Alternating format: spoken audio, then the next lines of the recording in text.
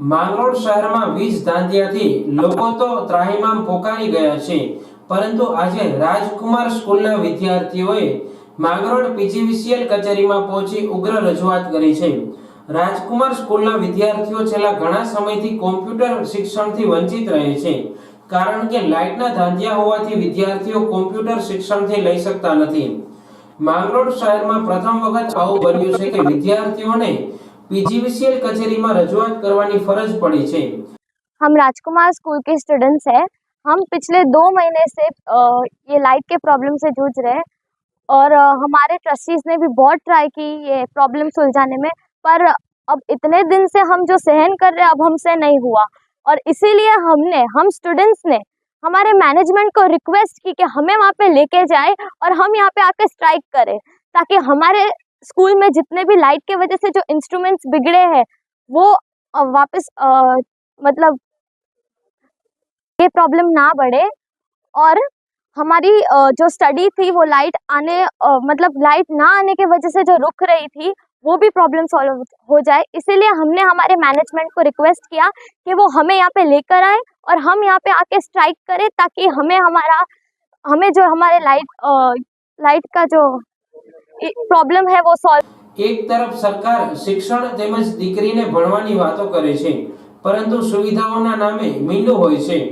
માંગરોળ પીજીવીસીએલની કચેરીમાં છેલ્લા ઘણા સમયથી લોકો રજૂઆતો કરે છે, પરંતુ કોઈ જ સુધારો નહીં. હવે આ બાબતે ઉર્જા મંત્રી જાગે અને માંગરોળ તાલુકાને વીજ ધાંધિયાથી મુક્ત કરાવે તેવી લોક માંગ ઉઠી છે. છેલ્લા 1.5 મહિનાથી મારી સ્કૂલ છે, અમારી જે રાજકુમાર ઇંગ્લિશ મીડિયમ સ્કૂલ માનખેત્રા રોડ ઉપર આવેલી છે, જ્યાં 3 ફેઝ કનેક્શન અમે માંગેલું છે. અમારી સંપૂર્ણ સ્કૂલ ડિજિટલ છે. બાળકો છેલ્લા 1.5 મહિના થયા એક કેબલ બ્લાસ્ટ થઈ ગયો હતો, એ પીજીવીસીએલ ચેન્જ ન કરતી અને જેમ તેમ જે છે એ કરીને અહીંયા પાવર પહોંચાડતી અને પૂરો પાવર ક્યારેય જે છે એ મળ્યો નથી 3 ફેઝમાં.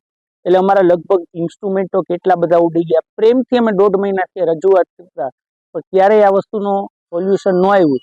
તો આજે વિદ્યાર્થીઓએ, અમે નથી કીધું પણ વિદ્યાર્થીઓએ કીધું કે સાહેબ આજે અમારે છે એ પીજીવીસીએલમાં રજૂઆત કરવા જવી છે, અને રજૂઆત ત્યાં સુધી કરવી છે કે જ્યાં સુધી અમારું કમ્પ્લીટલી અહીંયા બધું છે પૂરું ન થાય ત્યાં સુધી અમે અહીંયાથી જવાના નથી. એવી રીતે કહીને આજે વિદ્યાર્થીઓ અહીંયા આવ્યા છે, અને વિદ્યાર્થીની સાથે અમારો સ્ટાફગણ અને હું સ્કૂલનો મેનેજિંગ ટ્રસ્ટી પણ આજે વિદ્યાર્થીઓની સાથે આવ્યો છે. અને એક વાત આજે વિદ્યાર્થીઓએ બતાડી દીધું છે કે સ્ટુડન્ટ તાકાત છે એ શું છે.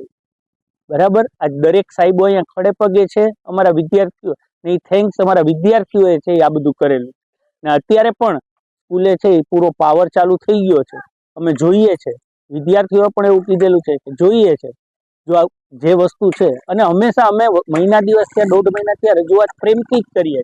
તો આજે આ માર્ગ અપનાવવો પડ્યો છે, એ પણ કોઈ ઉગ્રતાના ઓલાય નહીં, માત્ર અધિકારીઓ છે જે નિંદ્રામાં છે એ જરાક થોડાક જાગી જાય એના માટેનો આ પ્રયાસ.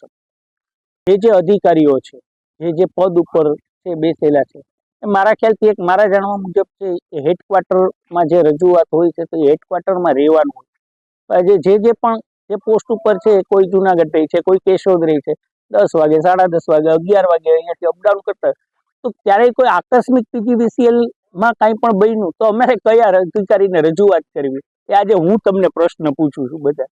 અને હું આજે પીજીવીસીએલને પણ પૂછું છું કે આ રજૂઆત છે અમારે કોને કરી, કારણ કે આકસ્મિક કોઈ પણ વસ્તુ બની તો એનું સોલ્યુશન કોણ કરશે, એ એક પ્રશ્નાર્થ.